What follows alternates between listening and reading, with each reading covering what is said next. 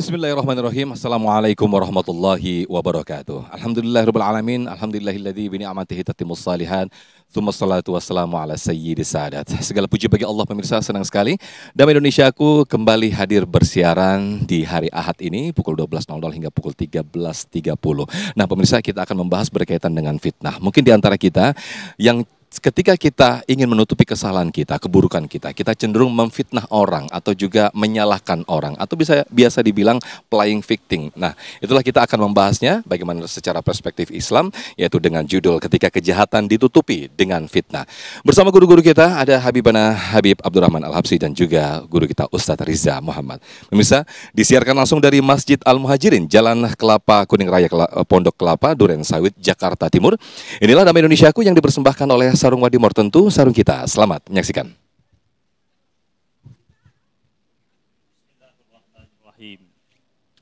Assalamualaikum warahmatullahi wabarakatuh.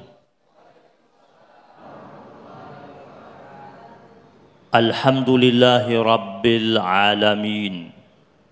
Alhamdulillahi wa kafa. Wassalatu wassalamu ala habibinal Mustafa wa ala alihi wa ashabihi ahli sidqi wal wafa. Allahumma salli wa sallim ala sayyidina Muhammad wa ala ali sayyidina Muhammad wa barik ala sayyidina Muhammad wa ala ali sayyidina Muhammad.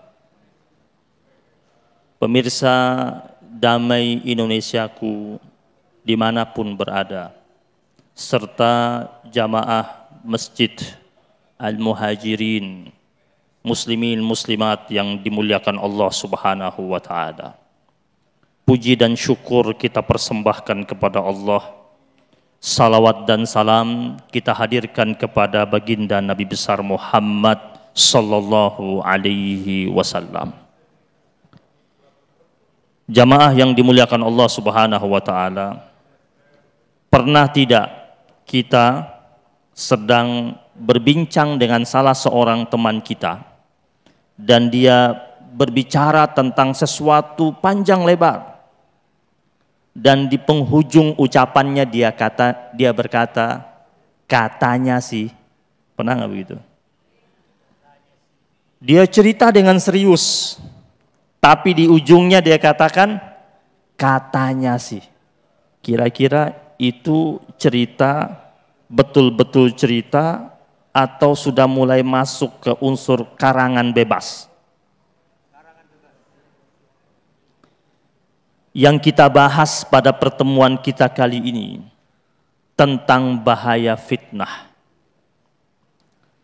Di dalam Al-Quran, kita sering menemukan kata fitnah dan para ulama ahli tafsir mengatakan bahwasanya fitnah setidaknya memiliki ada sekitar 10 arti. Kalau kita di Indonesia hanya mengartikan fitnah dalam bentuk sesuatu hal, dalam bentuk ucapan yang menimbulkan prahara atau keributan. Tetapi dalam bahasa Arab itu fitnah itu maknanya sampai 10. Ujian, cobaan, siksaan, gila, fitnah juga. Percekcokan, perselisihan. Dan fitnah ini amat sangat berbahaya, jamaah sekalian. Sehingga Rasul sallallahu alaihi wasallam mengingatkan kita dalam sebuah riwayat hadis, kata Nabi sallallahu alaihi wasallam, al-fitnatu naimatun. Fitnah itu sifatnya tidur. Fitnah itu ibaratnya seperti binatang buas yang sedang tertidur. La'anallahu man aiqadhaha. Allah Subhanahu wa ta'ala melaknat bagi orang yang membangunkan fitnah. Dalam riwayat yang lain Nabi katakan akan datang suatu zaman di mana kemelut perselisihan, percekcokan, perdebatan semakin sengit. Sudah mulai terjadi kan? Banyak perselisihan, banyak perdebatan antara satu dengan yang lainnya. Kata Nabi, jika itu terjadi, maka orang yang duduk jauh lebih baik ketimbang orang yang berdiri. Orang yang berdiri jauh lebih baik ketimbang orang yang berjalan. Dan orang yang berjalan, kata Rasul sallallahu alaihi wasallam, jauh lebih baik ketimbang orang yang menyalakan api. Artinya, orang yang menebar fitnah itu adalah orang yang mudah menyulut api perselisihan antara umat manusia. Maka kaum muslimin muslimat yang dimuliakan Allah Subhanahu wa taala, dalam surat Al-Buruj Allah Subhanahu wa taala ingatkan kepada kita pada ayat yang ke-10. Innal ladzina fatanul mu'minina wal mu'minat, sesungguhnya orang-orang yang menebarkan fitnah kepada kaum mukminin, kaum mukminat, summa lam yatubu, lalu mereka tidak segera bertaubat. Kan ada sekarang model program, acara-acara di media sosial khususnya bahas tentang fitnah. Kadang-kadang asyik kita nonton, ya. Kemudian setelah kita nonton, setelah itu kita ceritakan lagi kepada yang lainnya. Padahal yang disampaikan itu belum tentu benar. Bahkan menjadi konten yang viral. Ini ada ancaman Allah dalam surat Al-Buruj. Innal ladzina fatanul mu'minina wal mu'minat, sesungguhnya orang-orang yang menebarkan fitnah kepada orang mukminin, mukminat, tsumma lam yatubu, lalu mereka tidak segera bertaubat kepada Allah Subhanahu wa taala, falahum adzabu jahannam, bagi mereka itu akan mendapatkan azab di neraka jahanam. Walahum azabul hariq, dan bagi mereka azab dalam bentuk dibakar. Jadi Allah sebut azabnya dua kali. Azab di neraka jahanam, kemudian azab dalam kondisi dibakar. Maka kenapa dalam Al-Quran itu Allah berbicara tentang wal fitnatu asyaddu minal qatl? Di situ ada banyak penafsiran, tapi salah satu penafsirannya adalah bahwasanya fitnah itu jauh lebih kejam dan berbahaya daripada pembunuhan. Karena orang yang mati secara fisik itu, dia mati cuma satu kali. Tetapi orang yang menjadi korban fitnah itu harga dirinya, kehormatannya itu mati berkali-kali. Dan waspada kita terhadap doa orang yang difitnah. Karena orang yang difitnah itu orang yang terzalimi, doanya itu bakal mustajab, dikabulkan oleh Allah Subhanahu wa taala. Sebagaimana kisah tentang Sa'ad bin Abi Waqqas radhiyallahu taala anhu, salah seorang sahabat Nabi yang ketika dia difitnah saat dia menjadi gubernur di kota Kufah. Saat itu fitnah ditebarkan oleh satu orang yang namanya Usamah bin Qatadah.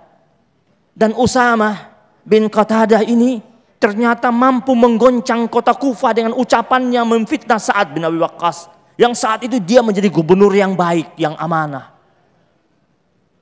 Dan akhirnya ketahuan ketika Sayyidina Umar ibn Khattab radhiyallahu taala anhu yang saat itu menjadi Amirul Mukminin mengirimkan tim delegasi memantau berita tersebut. Sa'ad bin Abi Waqqas sempat ditarik ke Madinah. Lalu Umar ibn Khattab mengirimkan pejabat gubernur di kota Kufah sementara untuk memastikan apakah berita ini betul atau tidak. Fitnahnya cukup menyakitkan sebenarnya. Sa'ad bin Abi Waqqas waktu itu tidak tahu sebaran beritanya dari mana. Hingga akhirnya ketahuan yang membawa berita tersebut adalah Usamah bin Abi Qatadah.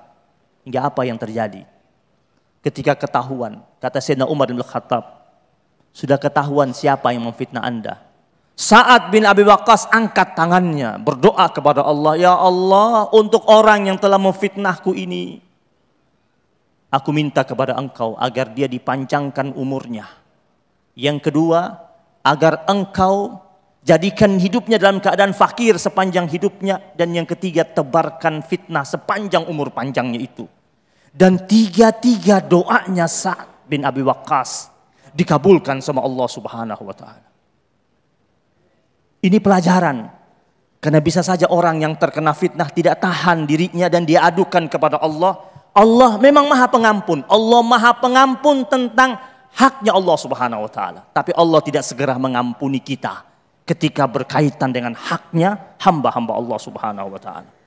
Hingga akhirnya Usamah bin Qatadah ini umurnya panjang, tua sampai menua, fakir hidupnya. Hidupnya dirundung fitnah. Ketika orang bertemu sama dia, ketika dia sudah tua renta, wahai Usamah, apa kabarmu? Dia katakan, aku ini adalah orang tua yang nasibnya begitu malang karena doanya Sa'ad bin Abi Waqqas yang pernah aku fitnah. Ini pelajaran buat kita jamaah sekalian, agar kita waspada dan hati-hati, agar tidak mudah menjadi orang yang menebar fitnah dan juga mengkonsumsi berita-berita yang mengandung unsur fitnah. Wallahu a'lam. Semoga Allah berkahi kita semuanya. Amin, amin ya rabbal alamin. Jazakumullah ahsanul jaza. Habibana Habib Abdurrahman Al-Habsyi telah menjelaskan bagaimana luar biasanya begitu dahsyat Allah memberikan azabnya bagi orang-orang yang suka memfitnah. Selain hanya azab di dunia, azab akhirat juga akan dijanjikan. Begitu juga Allah mengharamkan surga untuk masuk ke dalamnya bagi orang-orang yang suka memfitnah. Lantas bagaimanakah ketika ada orang-orang yang suka menyalahkan atau menutupi kesalahannya dengan memfitnah atau menyalahkan orang lain, atau istilahnya atau kita mengatakannya playing victim. Nah, kita akan menjelaskan, kita akan mendengarkan selengkapnya bersama guru kita Ustaz Riza Muhammad. Tetaplah bersama kami di Damai Indonesiaku yang dipersembahkan oleh Sarung Wadimor, tentu sarung kita.